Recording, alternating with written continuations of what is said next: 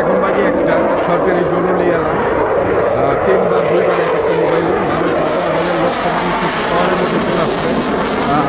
আকাশ অবস্থা খুব একটা ভালো না, মানে বিশাল এরকম একটা আতঙ্ক বা এরকম একটা আশঙ্কা রয়েছে। অলরেডি আজকে বিকেলে সন্ধ্যার পরে 5টা মিসাইল কিন্তু জুমেরাতে বিস্ফোরণ করেছে। আর মানুষ কিন্তু মানুষ যদি আমি দেখানোর চেষ্টা করি তাহলে দেখতে পাবেন লক্ষ লক্ষ মানুষ, হাজার হাজার লক্ষ লক্ষ মানুষ রাস্তার মধ্যে।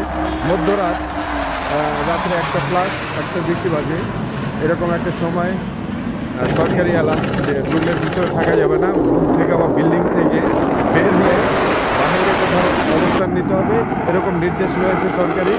যার কারণে দেখতে পাচ্ছেন রাস্তায় প্রচণ্ড লোক, গাড়ি ঘুড়ি স্বাভাবিকভাবে আছে।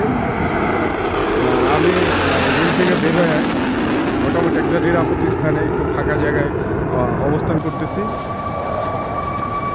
আমি আমার সহকর্মীরা, আমার ফ্রেন্ড যারা আছে সবাই একসাথে আছে। এরকম একটা অবস্থা দুবাইতে রাতে বেলা খুব আতঙ্ক বিরাজ করতেছে।